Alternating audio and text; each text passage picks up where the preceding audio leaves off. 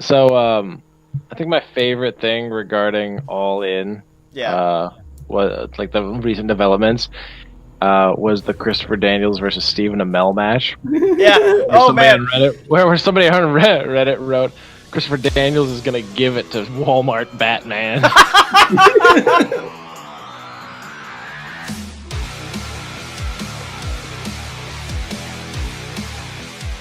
Welcome to Fight Boys, ladies and gentlemen, the weekly show about professional and not so professional wrestling. I'm your host, Scotty Moore.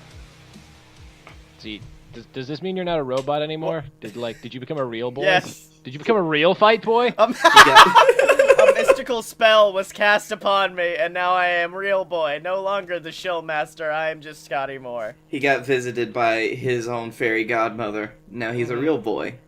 And I am always a real boy. A real boy with very slick back hair. Trying out a new look, Blake Tanner. It's him. Trying out the big cast look. Oh God, it is, Blake. I need you to stop it now. Nope. There we go. Listen, you're just unhappy because that makes you Enzo Amore. It does. That's what makes it worse. Wait, hold on, Dylan. It's Big Kaz now. If you could say it correctly, with 2 Z's. He stole from us. Okay, I'm sorry. I'm not actually sorry. I love the idea that Chuck, one day Big Cass and Chuck Taylor go to the same show. He's like, "So what? You're Big Cass now?" Yes. Is that with the Z? Yes, it is. Good. Yeah. I wouldn't wrestle you if it wasn't with a Z. Oh man, so Raw and SmackDown weren't bad this week. I'm kind of happy. No. I saw clips. Wait, when's SummerSlam? SummerSlam is in 2 weeks, so not this week, but the next. Okay, see, I don't actually watch the live show, so I don't have them spam it at me like some 6-year-old or like some 16-year-old and fucking telling you about their birthday party. It's in 2 days. Everyone show up. Don't miss it. Yeah, exactly. All your friend will be there. The only reason I know is I'm like, what week do I not have to come up with stuff for segment 2? I just need to know that week and I'll be fine.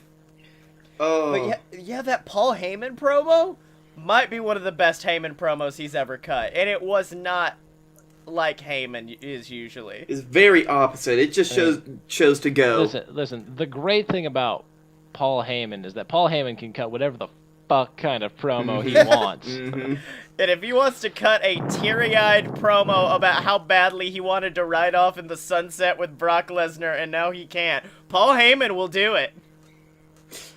God bless Paul Heyman for writing that promo. And for bringing subtlety back to WWE, which is something you don't see. Yeah. In other news, God, I hope because the Shinsuke match at SummerSlam is clearly getting set up to be a triple threat, even though right now it's just him versus Jeff, but they're clearly gonna add Randy to it through shenanigans next week. I needed them physically to add R-Truth to it after tonight. After he just the same way as everyone else. Yeah, exactly. By pinning Carmella. By defeating Carmella. And I was like, I kind of want to see R-Truth versus Carmella tonight and him beat her and get added to that match. Paige, listen. You can make it happen. We could make it happen. Speaking of Paige, did you see the before and after picture she posted on Instagram? Yeah, dang. Cocaine is a hell of a drug. It's a hell of a drug. It went to her last year, and it looked more like OG Paige from NXT, and I'm like, that's the Paige I remember. But then when you see her next to her this year, I'm like, oh wow, she is really unhealthy looking, isn't she? Mm-hmm. Other way around. Yeah. Wait, what? The one on the right was her last year. The one on the left was her now. Yeah, that's what I meant. The one of her skinny and coked out is the one where I was like, that reminds me of NXT Paige, and then I was like, wait a minute, oh no, I'm happy she's getting her shit together. Yep. I'm happy it's her house now. It is her house. I'm happy it's her house. Once again, the house that AJ Styles built, she bought it. Yeah, exactly. She bought it. It was on sale. He was just like, look, they've got me going against Rusev at the next pay-per-view. I can't afford this anymore. Can someone please just take this house from me? I've got you. Paige here. I'm going to buy this.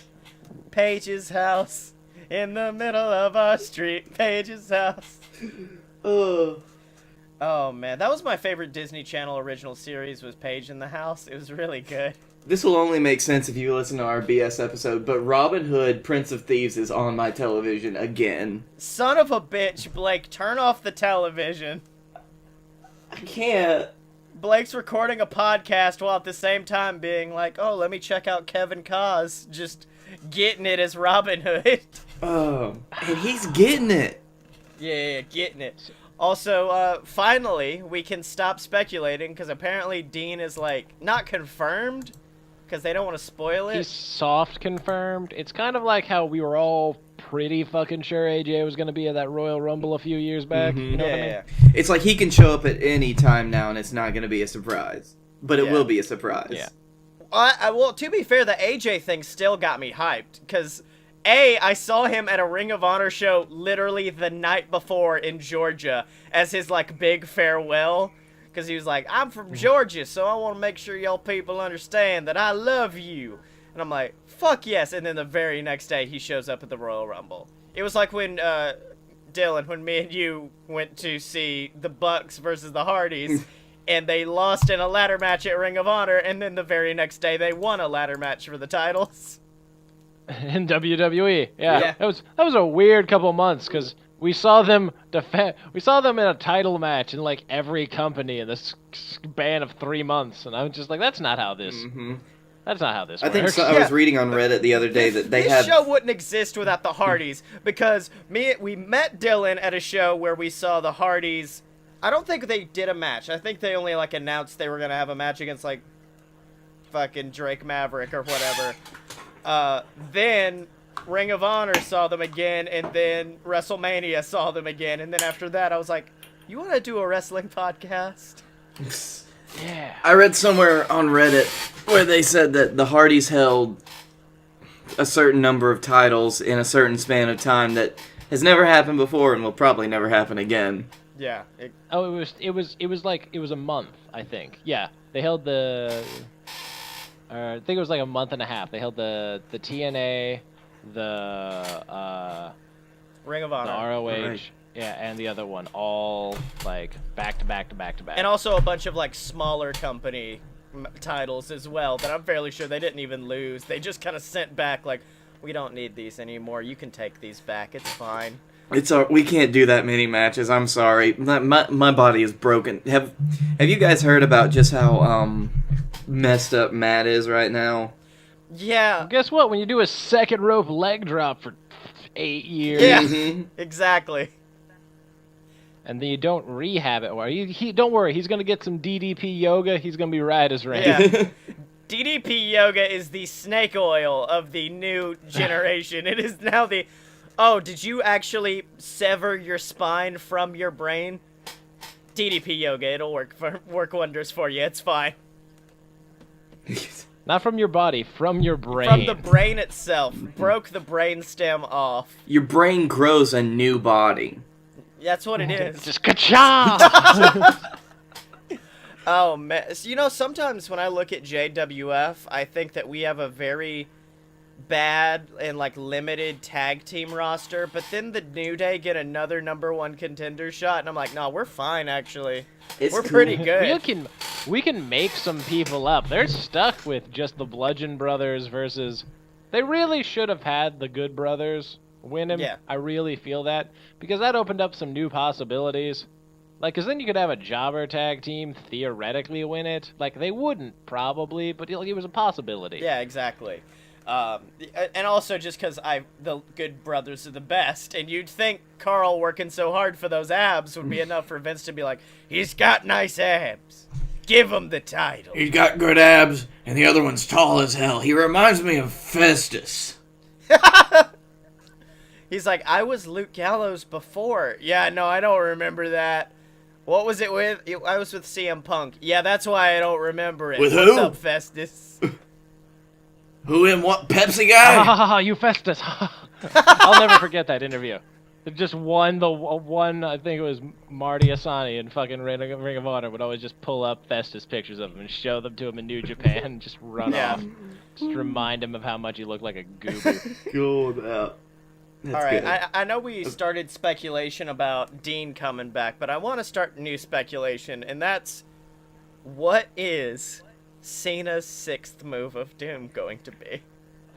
He's literally going to use the burning hammer. That's which is like New Japan style fucking burning hammer. No, that's how he's gonna do it. It's literally just the Rainmaker. Like Cena is in the middle of the ring, then does the fucking pose.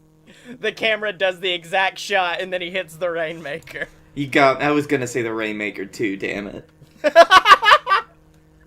I wouldn't even be mad.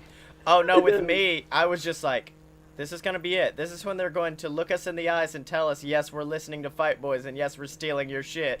As Cena goes out to the ring and hits the reverse attitude adjustment into a atomic drop, it just pins them in 3 seconds. Speaking of, like, the video that he used to announce it, like, Cena's looking real fucking good. Yeah, dude, he's vascular. He's got them veins going. Like, he is well on his way to a good stint in 205 Live. I'd absolutely watch 205 every single week if John Cena was on there as, like, their new champion.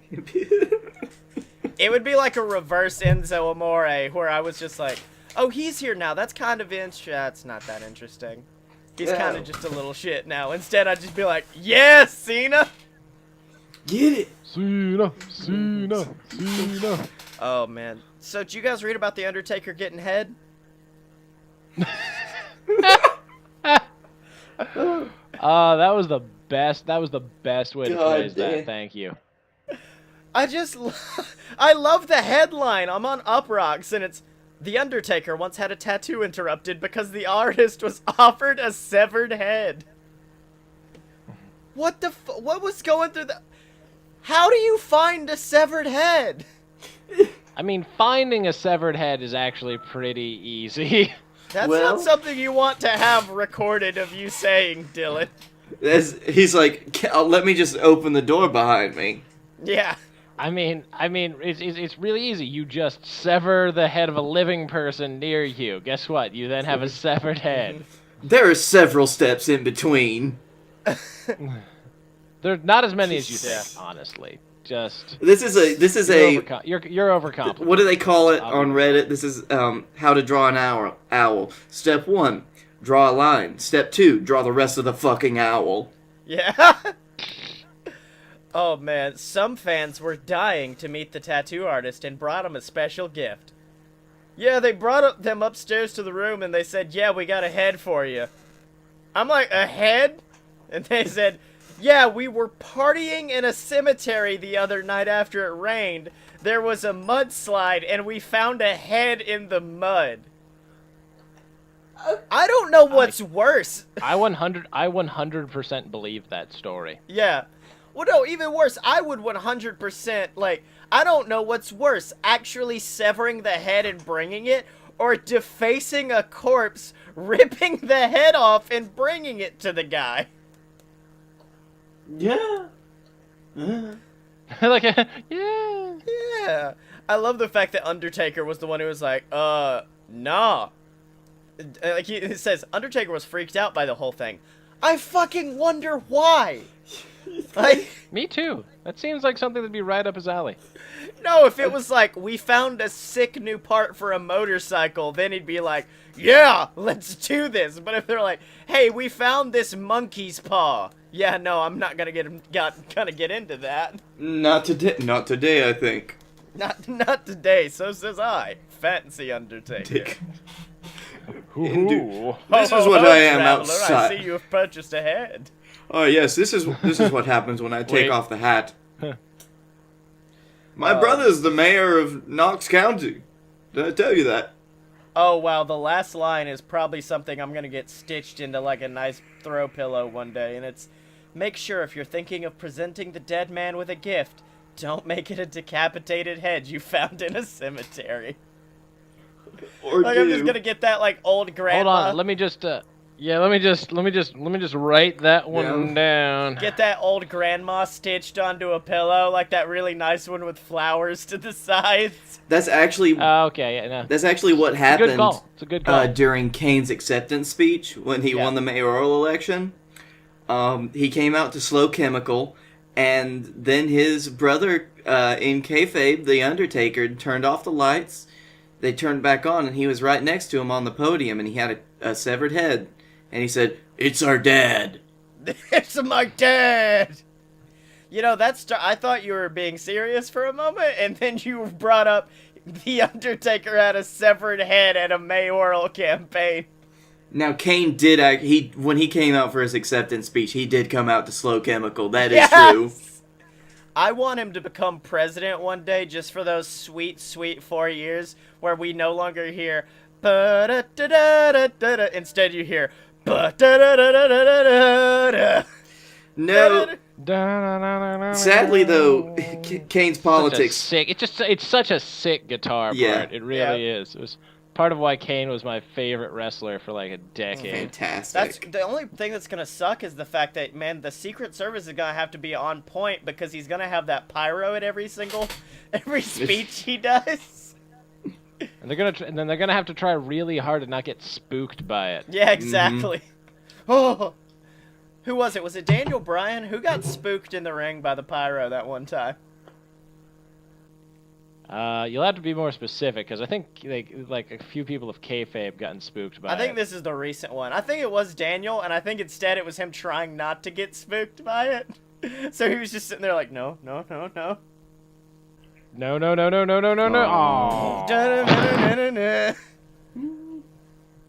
Oh, man. Yeah, I don't know how I feel about the Daniel Bryan Miz thing. I think they pulled the trigger on it way too early. Yeah. Yeah, that's WWE's move. Yeah, exactly. This is what happens when, the guy you were feuding with, yeah. This is what the fans really want. Oh, really? So we should have like a really long 6-month build-up. No, do it in like a month. Well, 5 of those months he was going to be fighting with Big Cass, but... Yeah. Oof. What do we do with him? But I kind of fucked that up for everybody. So that was my bad, guys. Now he's Big Kaz. Now he's Big Kaz. Aww. Yeah. Fair. Fair. So if you know what? I found a way to make anybody, any smart mark, cheer for Roman against Brock now, and this was a. And it's not making Paul Heyman cry on television? No, because it's making Shinsuke Nakamura cry. What? So, if you may or may not remember... I like how I felt like the sadness just enter Scotty's body as soon as you said that. He was like, what? Yeah. Now, this was a while ago. As you may remember, Nakamura fought Lesnar for the New Japan World Championship. Yeah. Several years ago. This was like a decade ago. Yeah. And these are some excerpts from Nakamura's book, which I didn't know it was from his book, so I'm gonna have to pick that up. I thought you were gonna say I didn't know he could read. No. You had no choice but to do what the company wanted. But then you had to accept a match with Brock Lesnar for the IWGP Heavyweight Championship, which was scheduled to be the main event. Given your previous track record, you were selected to take the place and be the challenger. And Nakamura says, part of that was luck. But the match was seriously rough. First, Lesnar was saying all this stuff about how he respected New Japan, but it felt to me like he was just there for show, and he didn't really respect the promotion. Like somewhere, he was just looking down on Japanese people. I lost the match, and that was the first time I cried at pro wrestling after a match. Oh my god, what? Why did you cry? It was the main event at the Tokyo Dome. This was a pretty hallowed stage, and I knew I hadn't fought the way that I imagined I would, and there was like this temperature difference between me and Lesnar. I didn't get the sense he had any love for pro wrestling. Just felt like he was just doing his job. Which is accurate. That's 100% very accurate. What he was doing. So let's go, Roman. Let's go, Roman. Still don't feel it. Sorry, guys. I felt that this was too much. He was seriously scoffing at us. Lesnar won the championship and took the belt home. I told Simon if the company didn't get its shit in order, that belt was definitely going to get nicked. I didn't honestly believe that when we fought, but it ended up just like I feared. He has the physical stuff, plus a straightforward strength and a certain amount of flexibility. So there was that bit of monster in him, but I didn't like his personality, you know? He might have made a real mark in the UFC, but he didn't even seem to notice the audience booing. It was like, oh, this guy's a heel to the core. Yeah. I love the way you read that because it sounded like a fucking, like, monologue to, like, Shawshank Redemption or something like that. Brock Lesnar didn't understand the people were booing because they hated him. He was just a heel to his core. And Andy Dufresne did his best to make sure Roman Reigns won that match. And but Andy Dufresne ended up sad. Then it was all up to the Roman Reigns boy. It was up to the Romans. He's got a poster of fucking Sable on the prison wall. They lift it up and there's a hole. Oh my god! Shinsuke got out. How'd he do it? He went through Sable. He went through Sable. Oh, man. A lot of people went through Sable. Yeah. Last week we talked about how Mark Miro got through Sable. But Blake, I'm getting excited. I like this Shinsuke. I didn't know Shinsuke had a book. I didn't either. Yeah, I know. I really want to read it, but like, I don't have time, man. I don't have time to read anymore. I'm out driving, working all day. I just wish I could have a book read to me. And I think if I wanted to have a book read to me, I could by going to audibletrial.com/BS Network and picking up a free 30-day trial of Audible and getting a free I don't know if Shinsuke's book is on there, but I think Jericho's are and maybe Mick Foley's. So we'll just say those instead. Or, of course, my books, Queasel Corp and Queasel Corp Risen. You can get those over on Audible. They've got a series of over 100,000 audiobooks for you to choose from. And you can get a free 30-day trial by using our official link from the BS Network, audibletrial.com/BS Network. Hold on. I need to stop. Wait, do we actually, like, have commercials now? I know, right? Holy fuck, Scotty. This is how you didn't even tell us this. This is the first time hearing of this. I knew, but only because we did an Audible spot. Blake knew because he found out on BS. Wow, okay. Yeah. That makes me feel slightly better. Not a lot, but slightly. Yeah, but now it's time to get into everyone's favorite segment of the show. Just watch. Of course, the greatest segment. Just watch. Alright, so what are we gonna say to old Chucky T this week? Because right now, all I can think is tell him to go to Audible. Did you check his Twitter feed? I'm sure he tweeted something great this week. Yeah, let's do a quick check-in with Chuck as we try to figure things out this week. Let's see. Oh my god, this is gonna be... I have not seen the preview for this yet, but I'm gonna watch this as soon as I can, because apparently Juice was on Best Friends. Oh, that's great. That makes me want to buy that. Yeah. That network. He referred... How's that subscription been working out for you, by the way, Scotty? No, I just got rid of it as soon as I got back from Orlando. My favorite was I was cleaning out my DVD closet the other day, and I had... like, literally 10 Best Friends DVDs in there just lined up together, and I'm like, why have we not just shown this? Let's see. There's a lot of reasons. Greatest white trash luchador on the planet. That's a good one. Timothy Bubblefuck. Cool name. And then, of course, they're All In. So, Best Friends are finally announced as All In. Good to see that, good to see that you're, hashtag All In with @TrentyLocks. Be sure to do some more of that deathmatch stuff. I know. No. Be sure to show Chicago what white trash lucha is all about. Yo, @Sexy Chucky T. Good to see that you're all in. Make sure to pull out some white trash lucha for that Chicago crowd. They're gonna love it. Damn it. They're gonna love it. Oh, man. Also, the other day, he tweeted out, I only listen to wrestling podcasts if I think they're gonna talk about me. And I'm like, oh! I know. I was like, I feel like he specifically avoids us because he knows we're gonna talk about him. That seems like I feel that's hypocritical. Yeah. Just a little bit. If it wasn't for the fact that Ghazi, one of our new followers and lovely patron at patreon.com/a-load-of-bs, he already replied and just said, "You're gonna love Fight Boys show, my dude." And I was like, damn it, Ghazi. Leave the Dust Watch to us. Look, every little bit helps. I'm the Dust Watch around here. No, in all honesty, I reached this moment where I was like, wait a minute.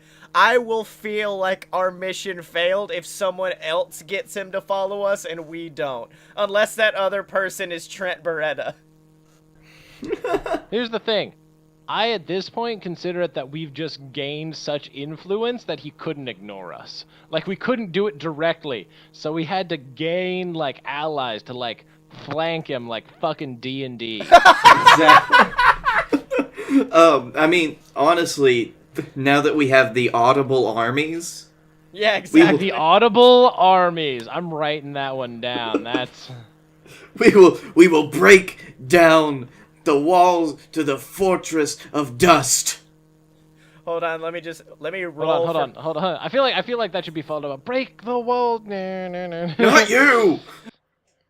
Break down the walls. Let me roll for a follow real quick. Okay. I got a critical fail on my follow roll, guys, so I don't know if this is gonna work out this week. Damn.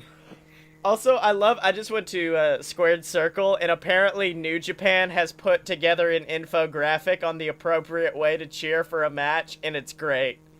Number 1. Oh, yeah. Number 1. Don't be Count 3 together. Number 2. Stomp when 2.9 count. Remain in your seat and stomp together. Number 3. Clap hands and send a positive vibe. Number 4, scream woo when wrestlers exchange chops. 5, send a cheer. 6, scream boo. Don't be shy. Boo to heel wrestlers. 7, sing with entrance music. How fucking dare you boo me, you piece of... I'm just kidding. 7, sing with entrance music, and then underneath it's got like, Naito, Tanahashi, go Ace, Okada, oi, oi. Like, it's got everything you need to go along with it. It's so good. Oh, I love that. I want to print that out and bring it to me if I ever go to another New Japan show, and the whole time just be like, hold on, are we doing this right? I don't know if we're doing... No, we didn't stay on our seat for that one part. We need to stay in our seat. Hey, guys, we're stomping our feet way too early. Yeah, we are stomping our feet way too much, guys. We did not say boo to heel wrestlers. I sent a tweet link in Hangouts chat. Yeah. That Scotty, I think our good friend, since Jim Cornette tweeted it, I think he's gonna need to be the one to say it. I like how Jim Cornette is your good friend. I have questions. That's from my Yeah, phone. I will say, like, this is one of those pendulum moments where sometimes I agree with Jim Cornette and other times I do not agree with Jim Cornette. Which side's that pendulum swinging, buddy? Oh, just read this, and, well, you might not know from it. Alright, let's see here. Alright, so someone named Toxic Syndicate sent to Jim. Funny, Aries calling anybody irrelevant considering the one chance he had in the big time went over like an egg fart in a sex orgy. God, I didn't read that. That's horrible! That's the worst description. Alright, here we go. And then, of course, our good buddy, our close personal friend Jim Cornette replied, "Don't knock Austin Aries' talent. He's a good performer. Only reason he fails everywhere is because he's a miserable little..." This is the ultimate setting you up and knocking you down. The only reason he fails everywhere is because he's a miserable little whiner who thinks he should be pushed to the moon and knows more than everyone else. Wrestling and promos, he's fine. Probably needs a cheeseburger. That's by the way an almost spot on Jim Cornette accent. Thank you, big man. Of course, one of the top replies, may I recommend a Wendy's triple cheese with bacon? Has Aries replied to this? Because I think Aries is in the group of wrestlers who are like, I'm not going to deal with this right now. I don't know. It was earlier in the week. I'm going, he's over there going, I'm going to just no on this one. Yeah. Is that all right with everybody else? Just going to hold off. I still love it's a gif of Austin and Cabana, and I think it's Ian Riccaboni, and Cabana just reaches over on the announce booth and tries to pull the banana out of Aries' pocket, and he just swats his hand away. Like, no! You will not touch the banana of Aries. You stop. Stop. Also, I have now got the most evil of G1 predictions, because Dylan is now up at 89 on the G1 pick'ems. Holy shit. Uh-huh. Blake is at 495, which I think is the best you've been since the beginning. Which was since day 2 when I was in the top 100. And then I am at 1,666. The devil is alive, and he thinks Tama Tonga's gonna win the whole thing. Mathematically impossible. Yeah, I know. Like, I think it was last week where I made this plea to the universe of, okay, Kenny just has to lose every single match he has left, and then and then Tama has to win every single match he has left. That's the only way this will work. Woof. But now that I'm just wallowing in the fact that I'm a failure, how are you guys feeling about the G1? I mean, I'm at 89 out of like 3,000 people, so pretty good. Right? I'm all right. I'm doing okay. I'm gonna lose this, I have a feeling, but you know. Yeah. Because I had a moment of like sudden clarity about how the only way I can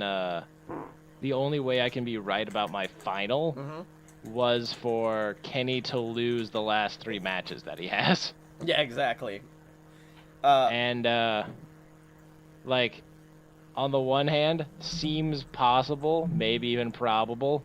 Well, On the other hand, Hangman has taken the official book of winning away from Kenny Omega, so I think that might... Well, like, no, here's the thing I figured out. So, Kenny, like, loses to Yano, Yano cheats, whatever. Because I still believe it's going to be Omega versus, or it's going to be Naito versus Okada. It shouldn't be. It should probably be like Tanahashi versus like Ibushi or something. Yeah, yeah. But I know that Ibushi has to beat Kenny but not win the tournament, because then Kenny gets the thing of he finally beats Ibushi. It's like his last final like awesome redemption moment. Yeah. Because that's the only thing he's still missing, is like finally showing that, you know, he is the greatest.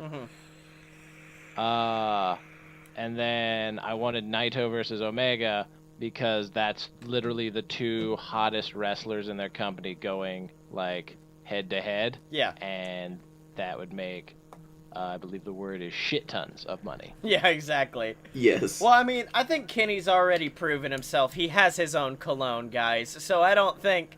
He don't need this victory over Ibushi when he smells like victory. Am I the only one who has a small temptation to buy that Bullet Club cologne? Just to be... Yes. My favorite description... Let me answer the question for yes. My favorite description of it was Ali on Wrestle Talk, who said, "It smells like Marty Skull's beard. Come have a taste of this." And even with that, I was like, I'll do it. I don't give a shit. Part of me wants to buy it just so I can have a bottle of Bullet Club cologne. Or I could just buy like a nice cologne and a Bullet Club sticker and just put it over it and be like, I totally bought it. No, that's clearly like that's clearly like this fancy upscale cologne you bought from work. No, it's not. This is the official Bullet Club cologne. It's the official Bullet Club cologne now. Yeah. I want to see... I wish that it had, like, a unique bottle, and that it wasn't just a Bullet Club sticker on a cologne bottle. Yeah, that's the only problem. Well, apparently it's not the first New Japan cologne. There's, like, It's 2 not. others. I think Hiromu modeled for cologne once. Oh man, don't bring up Hiromu. Listen, I miss him as well. He's gonna be out until a long time. Unless he... Yeah, guess what? That's what happens when somebody fucks up a Phoenix Plex. That's why no one does that fucking move anymore. Yeah, exactly. My favorite was, I think it was Ibushi versus Naito. One of my friends was posting GIFs from it on his Twitter. And at one point he just goes, "This is a match to determine who cares the least about necks." Yeah, Naito won that. Yeah. Because he let fucking Ibushi counter the Destino into what was like a reverse brain buster. Fuck you. Yeah. That's the official name of the move. The reverse brain buster. Fuck you. That goes right up there with Zack Sabre Jr. now just like doing crazy ass like fucking pretzel moves on his opponents and naming them shit. Yeah, that's the 6th move of Doom. That's what's gonna be revealed. Is John Cena's new move is the reverse brainbuster. Fuck F you. I want it to be something really, really stupid. I'm trying to think of like what he could do that would piss me off the most. A punch to the dick. No. I'm thinking either Razor's Edge, or like the Perfect Plex. Or maybe we've already seen the 6th move of Doom, and it's that fucking springboard stunner that looks great every 5 months. No. It's the springboard stunner, but he does it out of like the corner instead. Like that's what he uses to counter an Irish whip into the corner. Mm-hmm. That's all it is. I did it. Yeah. Well, hold on. If it's because the 5 moves of Doom happen in succession. It's the shoulder tackle, slam, 5-knuckle shuffle, AA. So it has to be something that you can get into from the AA. Yeah, the AA doesn't work. It's gonna be a submission move. Yeah, I was fixing to say might be maybe a new submission or something like that. Like, I don't know. Or a Phoenix Splash. Or he just climbs to the top rope. It's a perfect Phoenix Splash. And everyone's like, oh, shit. All right. You know, the one thing that I think John Cena could really benefit from is... He does a half Boston Crab. Yeah. That's like just the laziest. Yeah. I think he'll probably just end up doing a standing shooting star press. No, the Steiner Recliner. And he does not change the name. He keeps calling it the Steiner Recliner through the whole thing. I'm hoping for that or a Fujiwara armbar, which is literally just like, it's the least believable of the wrestling armbars, because the whole time you watch it, like you're just like, just roll over. Like, you have the arm, just roll over. Why are you letting this man armbar you? Roll over, get into a pin, it's fine. It's fine. Stop it. Wrestling's dumb. Why are these big, hairy, oily men fighting each other? Exactly. What is going on with the world? Oh, man. Thank you, YouTube comments personified. You're here for us. You know, I kind of thought Impact was just a fluke. Like, I know they've had, like, some really damn good shows lately, but I'm like, nah, it's just a fluke. There's no way. Until I read that apparently Jericho was like, hey, hire Don Callis, and it'll all be fine. And I'm like, well, if Jericho says it's fine, then I guess we're good. Impact's coming back, baby. Actually, part of me is like, hire Don Callis and I'll put you on my cruise. I'll put you on my cruise if you hire Don Callis. Want to get on the boat of Jericho? This is me. This is my voice now. I'm Chris. Sail it in, man. I'm Chris Jericho. Oh, man. I would love, like, I would love to have been a fly on the wall, and he's like, and also, just let Sami Callihan go insane. Like, did you say Sami was going to therapy? No, don't do that anymore. Don't let him do that. Don't let him be happy in life. Let him destroy everything around him. He needs to hurt people. That's his therapy, is hurting people. Have him get in a hair versus mask match and shave him bald. That'll do it. Yep. It worked for Constable Corbin. It'll work for him too, I guess.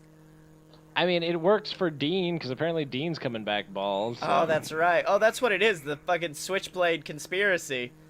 In a show of respect to one another, are both shaving their heads at the same time. Yeah.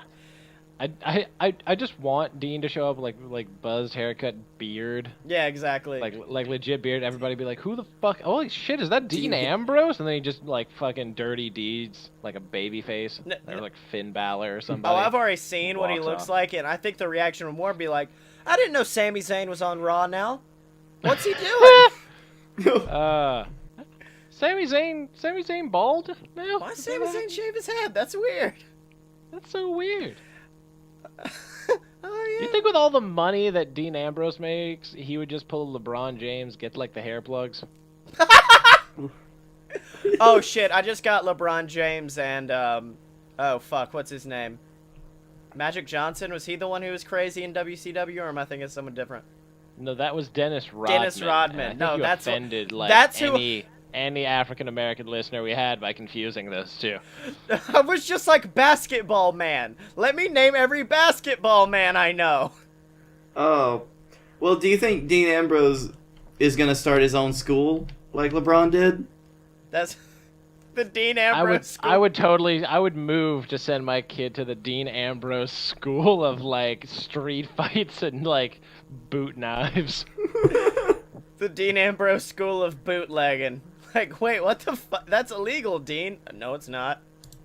Every child learns every child learns a Dusty Rhodes impression. This is Switchblades 101. I will be your teacher, Samuel Callahan. All right. Dean just enters one day. He's teaching a class. None of the students know what it is. He writes on the board, "Titty Mastering." Titty Mastering 101 with Dean Ambrose. Oh no, Dean teaches a 400 level class, son. Oh yeah. But you know who the greatest titty masters are, guys? Our patrons? Yeah! Oh, a swell of joy in my heart as Dylan said it. I'm like, they're learning. Our lovely patrons over at patreon.com/theloadofbs. That's Shill with the Scotty. Oh yeah, Shill that's with also me. another class at the Dean Ambrose School. Is Shilling 101, and I'm teaching it. Mm-hmm. Well, we're also going to learn to shill it down. But yeah, patreon.com/theloadofbs. It's the website where you can support all the BS Network programs, from Fun Fiction to Fight Boys. And of course, every little bit helps, ladies and gentlemen. Save some money. If you were going to buy some cool merch at the next show you go to, instead, give that to us. Or you can get some merch at merch.loadofpurebs.com, either way. So, yeah, and you get shouted out on BS, you get access to our exclusive Discord, and you are #1 in our hearts, ladies and gentlemen, over at patreon.com/aloadofbs. But, boys, I don't want to talk about this wrestling anymore. It's just too many people know about it. I want something like Birmingham, Alabama. Something like 2 men in a shed make it. Said no one ever. I want the JWF, and that's why we got to turn things over to everyone's favorite commentator, Silver Spoon, and Captain Tibbs. Captain Timothy. Welcome, ladies and gentlemen, to JWF Monday Night War. I am your host, Silver Spoon, joined as always by the baddest man on the tri-state area. It's Captain Tibbs. Tibbity Thib Tibbs the Third, if you will. That's right, Tibbs. And Tibbs, we're only 2 weeks away from the greatest shindig of the summer, Summerfest. Are you excited? You know, Sills, I would be extremely excited if there wasn't some Canadian son of a bitch that came all the way down from up north into my company last week. That's right, Tibbs. I mean, of course, last week we saw Canada Charlie in a rematch. Not my son, by the way.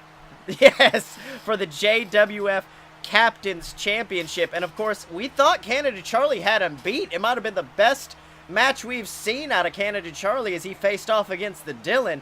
But then, the man known as Felix the Wrecking Ball came out to the ring, distracted Charlie Tibbs. I got no idea who this guy is. Oh, you never heard about the Northern Giant, the densest man, the black hole, Felix Ball? Well, no. That's why I asked. He used to run the Northern Territories, basically. He'd go from town to town. Some would say he was so dense he'd destroy entire small villages with his weight. Jesus. Well, he and I fought many times across the northern borders. Well, Tibbs, times. If you he was an old enemy. I banished him up north into the Yukon. All right, Tibbs. Well, looks like you have got some feelings about Felix Ball, and I think Felix may have some feelings about you. So let's go to the ring and hear what the Wrecking Ball himself has to say. Oh, ho, ho.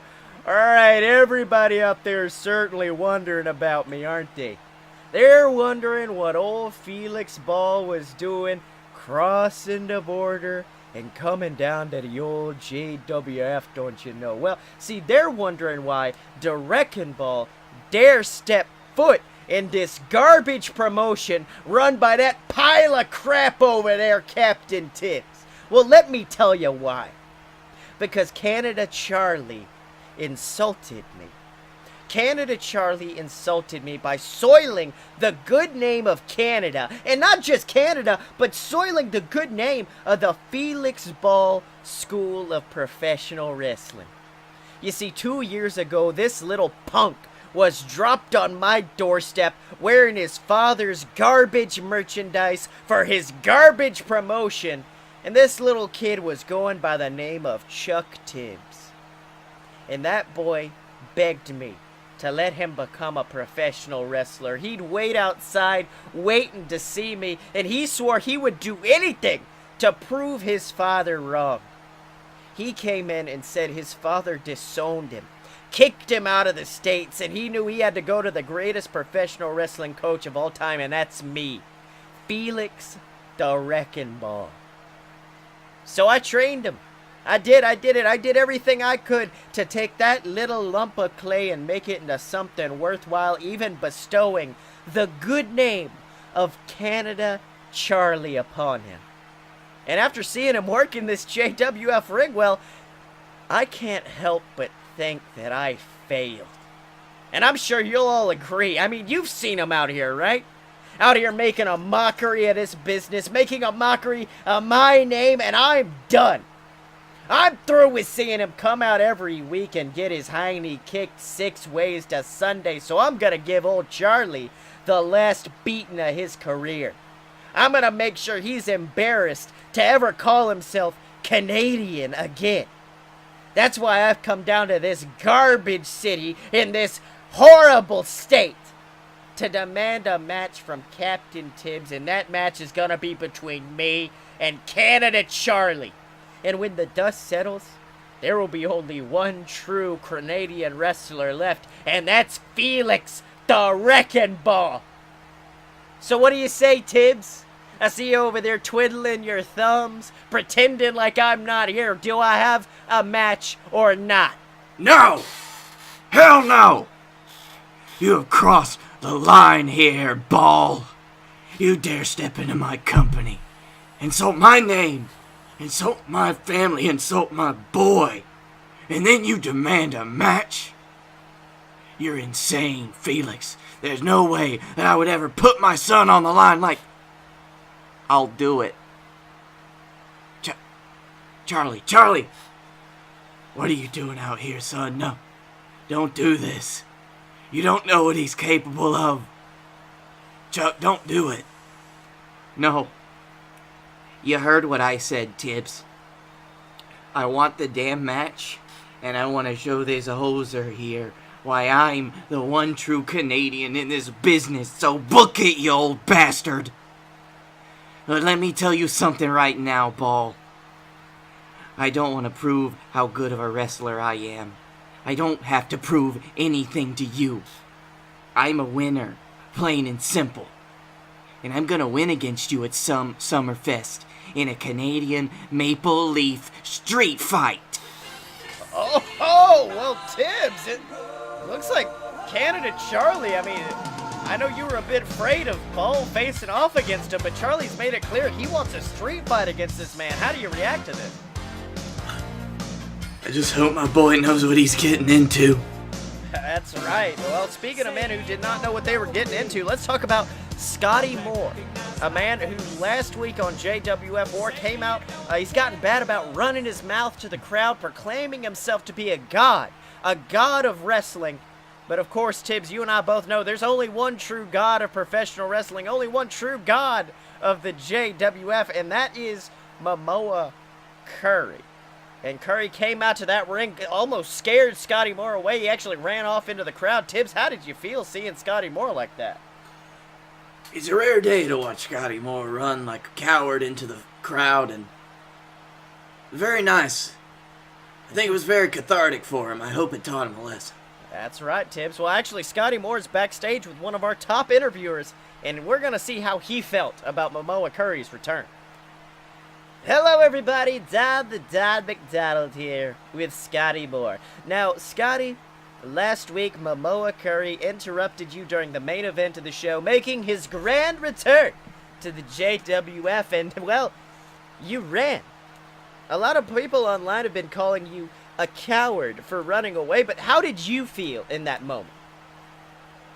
Okay, look, I'm not afraid of Momoa Curry. Are you kidding me? I'm Scotty Moore. He doesn't frighten me.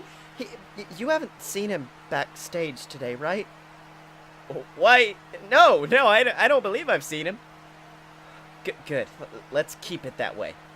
Because while Momoa Curry was off on his little vacation, disappearing from the JWF, I was here training and becoming the best I've ever been in my entire career. I know Momoa Curry has seen me in that ring, and I know how Momoa Curry thinks. I'm the top dog in this company, and he wants to kick me off my pedestal, McDonald. He's just jealous that a new god has stepped in to take his place in the time since he's been gone, because Momoa Curry is no longer the god of the JWF. I am. I'm the top of this company, and everyone else should be worshiping at my feet. So no, I'm not afraid of Momoa Curry. Nothing he can do can compare to me in that ring, and nothing he can ever do can ever possibly... Scotty, come out wherever you are. Oh God, no. Oh, Tibbs, looks like Momoa Curry actually going after Scotty Moore in the backstage area. This is shocking. Good old Momoa scare tactics. All right, and actually we can see Scotty Moore, the cameraman, follow him, and as he runs through the backstage area, oh, we keep hearing that ominous voice of Momoa Curry following after him. Tibbs, this is, I gotta be honest, this is a little bit frightening. This is what Momoa Curry is best at. That's right. Meanwhile, it looks like Scotty Moore actually making his way out to the parking lot, struggling to get his keys out. But, oh my God, Momoa Curry from out of nowhere with a vicious Momoan punch, absolutely leveling Scotty Moore. Tibbs, that cannot feel good falling against the concrete like that. Damn it, Sills. He's got a halibut. That's right. Meanwhile, it looks like, what's Momoa setting up for, Tibbs? It looks like he's waiting for Scotty to make his way back to his feet. But, oh my God! A vicious fisherman spear sending Scotty into the car, breaking the windshield. Looks like he's actually dented the side of the vehicle. My God, the force of that impact was vicious, Tibbs. Ouch. That's right, Tibbs. But, I mean, I don't know. I think Momoa Curry has gotten into the head of Scotty Moore. I mean, we know Scotty Moore has played mind games in the past, but this is something I don't think he's ever expected. You know, Momoa Curry is only tapped into a small bit of the powers that he can bring to scare Scotty Moore, to get into his mind, to work his way in there. Really throw him off his game. That's right. I mean, after all, I think Scotty Moore, he's kind of been in a downward spiral ever since losing that #1 contenders match against Ric Flair for the JWF Championship a few weeks back. But of course, as we know now at Summerfest, Ric Flair is going to be taking on Blake Tanner, what's going to be an absolutely hell of a match. How do you feel about that match, Tibbs? Oh, Oh, that is going to be a marquee match of the age. That's right. I mean, we have a 16-time World Heavyweight Champion taking on the current Heavyweight Champion. But speaking of champions, Tibbs, I want to turn to another champion. A champion by the name of the Dylan, who, of course, last week successfully retained his title in a match against Canada Charlie, of course, with some help from Felix Ball. But, of course, after that match, we saw the return of the Hammerman, who we had last seen just a few weeks prior. But he returned to attack the Dylan, a vicious assault, all-out assault on the Dylan from the Hammerman. I mean, Tibbs, I know you were excited. You immediately gave him a match. Because he's a Hammerman. He's the best thing ever. That's right, Tibbs. He can beat everyone. I don't think Dylan feels the same way. And Dylan's in our ring right now. Let's hear what he's got to say. Ladies and gentlemen, welcome aboard the USS JWF. I am, of course, your captain, Captain Dylan, and as they say, the captain is always right. Now, what am I right about? I am right, of course, about the Hammerman. See, I was right about him all along. Shouldn't be a wrestler, shouldn't be out here in front of all you people's not a safe man, not a safe worker, dangerous all around. Now, I tried to make concessions with former Captain Tibbs over there. I tried to keep him in a job here. Didn't want to put a man out on the streets, leave him adrift in the ocean. But no, Tibbs wouldn't have it. So he let this guy just waltz in here and attack me all willy-nilly. Got excited about it. Got his rocks off.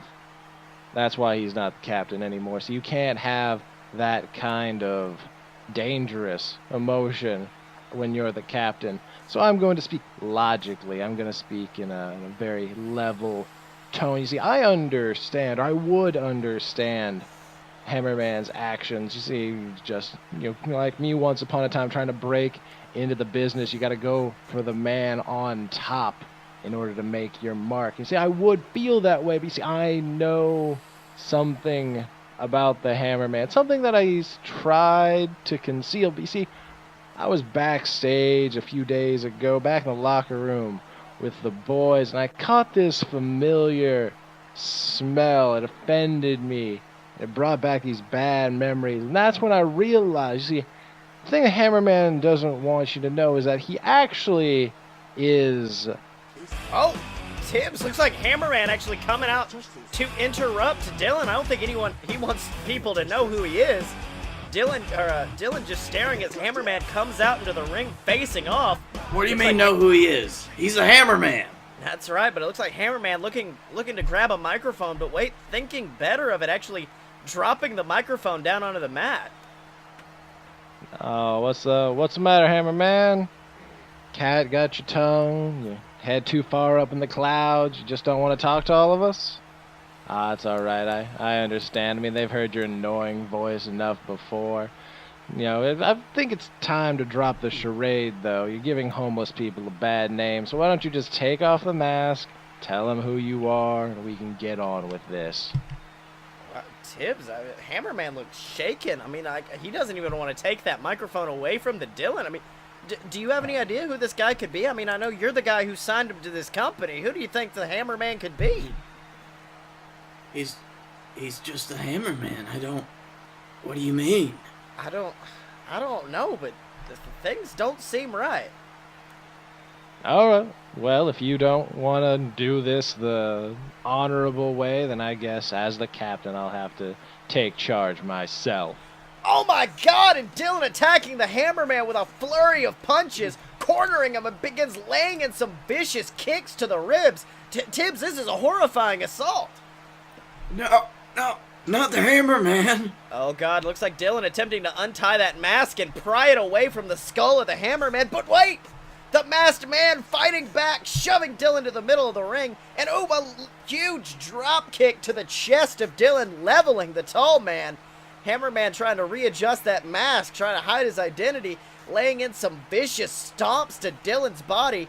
Oh, but wait, climbing to the top rope, and ooh, a big hammer leg drop down onto the chest of the Dylan. Tibbs, that cannot feel good for the Dylan, let me tell you that.